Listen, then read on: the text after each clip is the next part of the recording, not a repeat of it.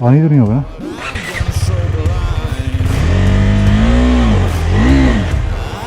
Hi guys, I'm Kranti Sambho. Welcome to Times Drive. Today we have a bike जिसके बारे में बताने के लिए कुछ बचा नहीं because we have seen this bike in fresh in the bike week में आ चुकी है. इसके spike pics, इसके बारे में discussion, इसके हर एक हिस्से के ऊपर stories ढेर सारी आ चुकी हैं and we know most of the aspects जिसके बारे में आप जानना चाहेंगे. KTM 390 Adventure अब हमारे पास है और थोड़ी देर पहले मैं इस बाइक को चला कर आया और इसका मतलब ये कि सिर्फ एक चीज़ जो बची हुई थी इसके बारे में, कैसी ये राइड करती है, इसका परफॉर्मेंस कैसा है, वो बताने के लिए हम ये वीडियो बना रहे हैं. हम लोनावला पहुंचे हुए हैं और यहीं से हम बात करेंगे इस KTM एडवेंचर 390 की और ये स्टोरी थोड़ी सी पर्सनल होने वाली है. क्यों, अभी बताता हूँ.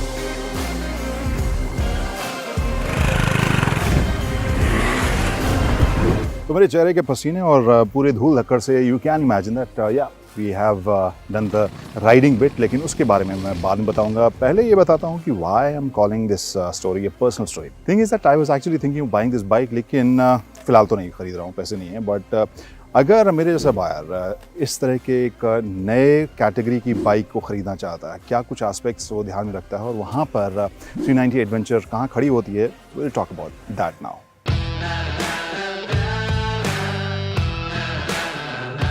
Before we move forward, एक चीज़ बता दूँ. This was one of the most unusual rides I've ever done because not because of the product or the track, लेकिन सफ़र लगभग 11 घंटे का हो गया था जब मैं लोनावला पहुंचा because of fog, flight delay, traffic, etc. और हमारे पास वक्त बहुत कम था. तो आज की स्टोरी में मोस्टली मैं बात करने वाला हूँ डर्ट ट्रैक और जो टेक्निकल ट्रैक हमारे लिए ट्रेल्स तैयार किए गए थे वहाँ उस डर्ट पार्क में. वहाँ पर KTM 390 एडवेंचर का परफॉर्मेंस कैसा था, वहाँ पर कितनी मज़ेदार, कितनी केपेबल लगी, वही मैं बताऊँगा. और रोड के ऊपर फिर से चलाएंगे, फिर से उसके बारे में डिटेल से बात करेंगे.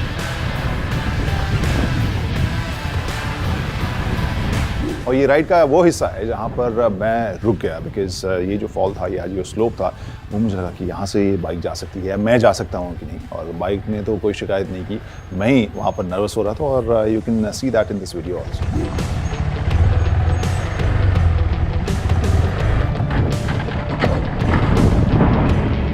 अगला हिस्सा थोड़ा स्मूथ था, वहाँ मिट्टी वाले हिस्से थे, भाग रही थी मज़ेदार तरीके से बाइक और वहाँ पर ज़्यादा मुझे रुकावट या नर्वसनेस फील नहीं हुई.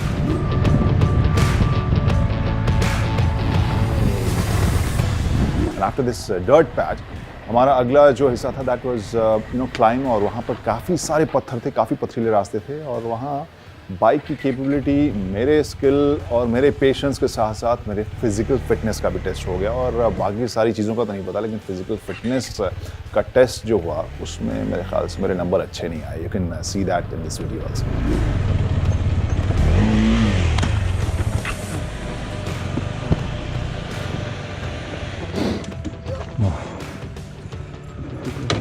पानी तो नहीं होगा ना? पानी ऊपर मिलेगा अभी इधर से. लेकिन इस पूरे टेक्निकल ट्रैक के ख़त्म होने के बाद आई वाज इम्प्रेस्ड. इस बाइक ने मुझे काफ़ी इम्प्रेस किया, काफ़ी एक्साइट भी किया. और मुझे लग रहा है कि इस तरह के मुश्किल रास्तों के ऊपर जिस तरीके से बाइक गई है, चाहे वो टायर्स की बात करें, चाहे इसके वज़न की बात करें, चाहे इसके हैंडलिंग की बात करें, सभी फ्रंट पर इसने काफ़ी अच्छा प्रदर्शन ज़रूर किया है. रोड्स के ऊपर प्रदर्शन बाद में बात करेंगे. ये वो हिस्सा था जिसके बारे में हमें नहीं पता था. हाउ डज दिस परफॉर्म अगर हम 390 एडवेंचर की बात करें. और बाकी जानकारी के लिए I take you back to Lonavala. वहाँ पर मैं क्या सोच रहा था, क्या बोल रहा था इसके बारे में, एक नज़र डालते हैं.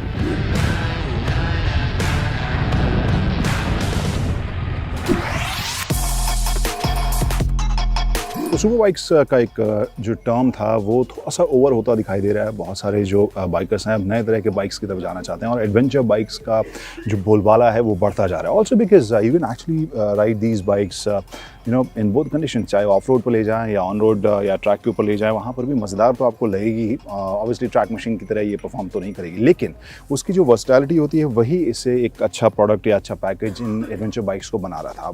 Y I thought of this bike because मज़ेदार डर्ट बाइक मुझे हमेशा से लगती थी, लेकिन जो बड़ी बाइक्स हैं, uh they are expensive and be you can't manage with my kind of skill level. तो मेरे जैसे स्किल लेवल के लिए एक छोटी सी बाइक, छोटी नहीं, बहुत छोटी नहीं, दिस इज 390, तो उस तरह की बाइक चाहिए थी.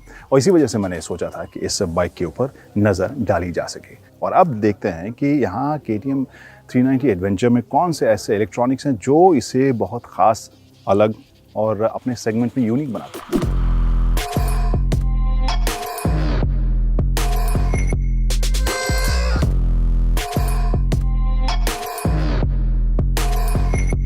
वो सारे इलेक्ट्रॉनिक्स की जो लिस्ट है वो इसे काफ़ी हाईटेक बनाती है, सेफ बनाती है और केपेबल बनाती है, जिसमें से कॉर्नरिंग ABS जैसी चीज़ें हैं आप आमतौर पर बाइक्स में हिंदुस्तान में भी नहीं देखते हैं और इस सेगमेंट में जब आ रही है, और वो भी एक शोरूम प्राइस जो है उसकी 3 लाख के आसपास, 2.99 लाख के आसपास, उसमें अगर इस तरह की बाइक आते हुए देखते हैं तो वो इसकी USP ज़रूर बनती है। चलिए, इलेक्ट्रॉनिक्स तो इसे सेफ बनाते हैं, केपेबल बनाते हैं, बाकी क्या।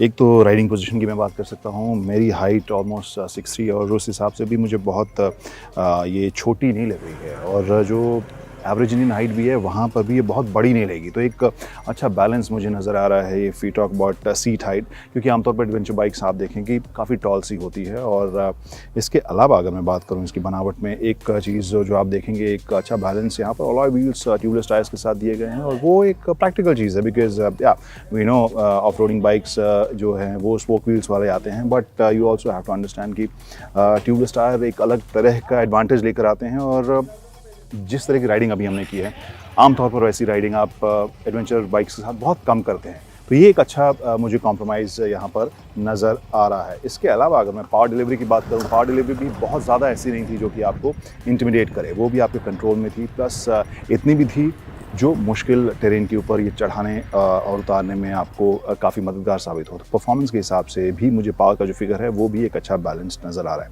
हालांकि वो सारे फिगर्स जो हैं वो आपको 390 ड्यूक वाले ही देखने को मिल रहे हैं, लेकिन यहाँ पर जिस तरह का इसका प्रदर्शन था, I think good balance, good compromise. वैसे एक एडवेंचर बाइक आप टूरिंग के लिए भी इस्तेमाल करते हैं, वहाँ के लिए मुझे इसकी सीटिंग जो है वो काफ़ी एडिक्वेट लग रही है। साइज़ इसका बड़ा है और आगे तक ये जो सीटिंग है वो जा रही है, और काफ़ी लंबे रास्ते पर ये कंफर्टेबल होगी। वैसे मैंने लंबे रास्ते पर इसे चलाया नहीं, बट इसको देखकर आपको लग रहा है कि हाँ, ये लंबे रास्ते पर आपके लिए आरामदेह हो सकती है। और जो पिलियन भी है उसके लिए भी आपको काफ़ी जगह यहाँ पर मिल रही है। एक्सेसरीज़ में सामान रखने के लिए आपको पैनियर्स वगैरह तो मिलेंगे ही, लेकिन वो तो बात की बात है। ओवरऑल अगर इस पैकेज की बात करें, आई थिंक केपेबल और प्रीटी लोडेड ये मुझे लग रही है। इसके अलावा और क्या मुझे अच्छा लगा, यहाँ पर अगर देखें बैश प्लेट जो स्टील का लगा हुआ है इंजन को बचाने के लिए, वो भी इसमें एक प्रैक्टिकल एस्पेक्ट मुझे नज़र आ रहा है। और जब परफॉर्मेंस आप उसका देखेंगे तो बहुत ही अलग लगेगा KTM ड्यूक 390 से, क्योंकि है यूनिट वही, बट परफॉर्मेंस दोनों का आपको अलग फील ज़रूर देगा। अब आखिरी में हमारा वही सवाल जो वर्ल्ड फेमस इन इंडिया है कि बिंदु कहाँ विश्राम करती है। बिंदु विश्राम करती है मेरे हिसाब से इसकी ऑफ रोडिंग कैपेबिलिटीज़ के ऊपर, बिकॉज़ ऐसा नहीं है कि आपको एक टोन डाउन वर्जन या डाइल्यूटेड ऑफ रोडिंग बाइक या एडवेंचर बाइक देखने को मिल रही है। कुछ हिस्से ऐसे ज़रूर मैं कहूँगा कि जो शायद कॉम्प्रोमाइज़ कहे जा सकते हैं, अच्छा कॉम्बिनेशन कहा जा सकता है, also to keep the prices down. और उनके अलावा अगर मैं कहूँ परफॉर्मेंस के हिसाब से, मुझे इसका परफॉर्मेंस काफ़ी पसंद आया, और ख़ासकर मुश्किल रास्तों के ऊपर जो इसका परफॉर्मेंस था वो बहुत आपको इम्प्रेस करेगा। And at the same time इसकी कैपेबिलिटीज़ ऑन रोड भी हम चेक करेंगे, लेकिन जो हमारा अभी तक रिएक्शन ऑन रोड वाला देखने को मिल रहा है, उस हिसाब से मुझे लग रहा है कि ऑफ ऑन दोनों जगह ये बाइक काफ़ी ज़ोरदार तरीके से ऑन रहेगी, और प्राइसिंग के हिसाब से तो काफ़ी एग्रेसिव है ही। कैसी लगी ये बाइक, कैसी लगी ये राइड छोटी सी जो थी हमारी, बताइएगा ज़रूर कमेंट्स में अपने जो रिएक्शंस हैं इस बाइक के बारे में, इस स्टोरी के बारे में ज़रूर दीजिए, और सब्सक्राइब लाइक तो कीजिए, वो बेल आइकॉन भी ज़रूर दबाइए। Bye bye.